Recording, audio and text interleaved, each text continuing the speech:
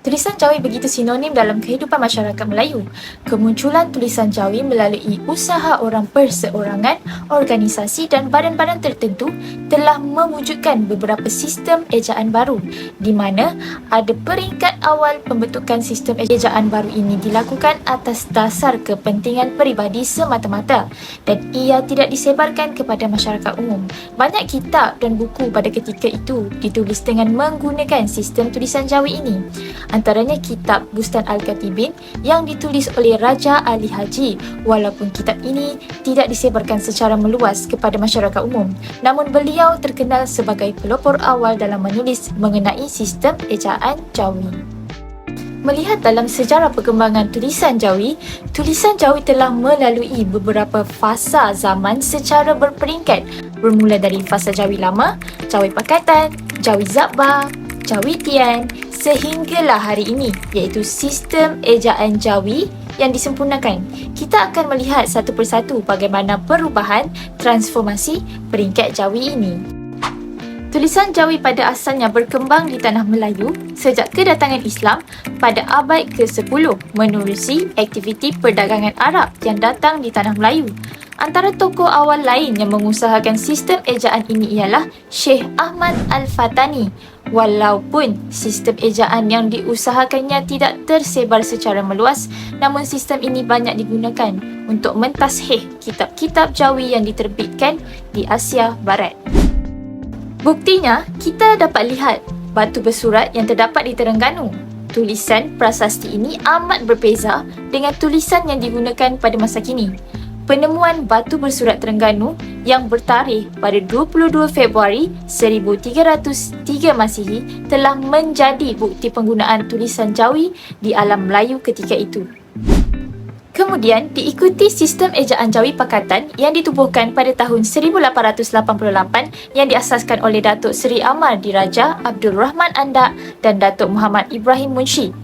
Pada 14 April 1935, Sultan Johor Sultan Ibrahim Ibni Sultan Abu Bakar telah mengurniakan gelaran Diraja dan menukar nama persatuan ini kepada Pakatan Bahasa Melayu Persuratan Buku Diraja Johor, The Royal Society of Malay Literature of Johor.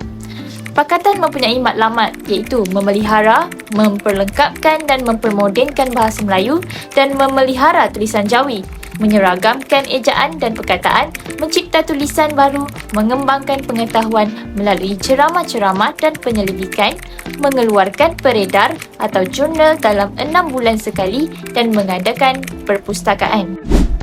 Kemudian sistem ejaan seterusnya adalah sistem ejaan Jawi Zabba.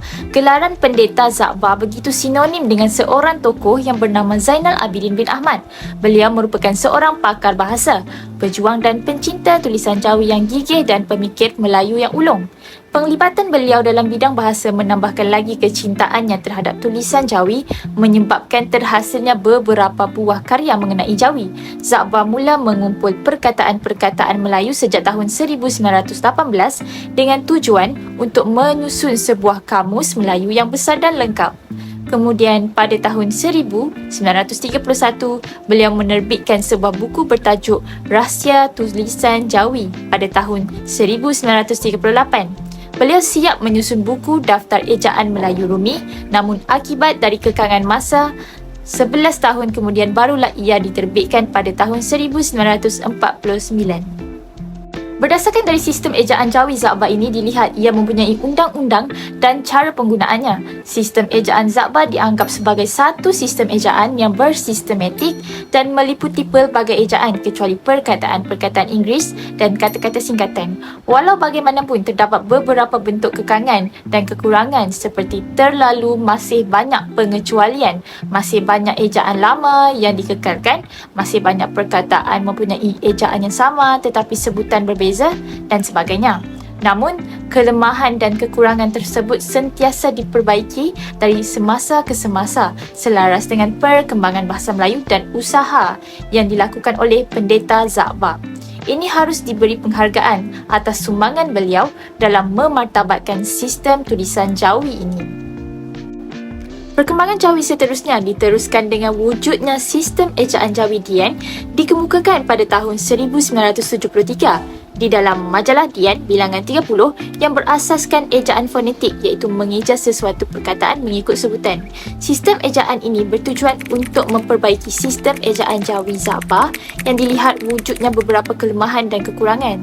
Sistem ejaan Dian dilihat benar-benar memenuhi kehendak masyarakat kini dari segi kaedah penyusunan dan tidak memerlukan tenaga ingatan yang banyak untuk mengejanya.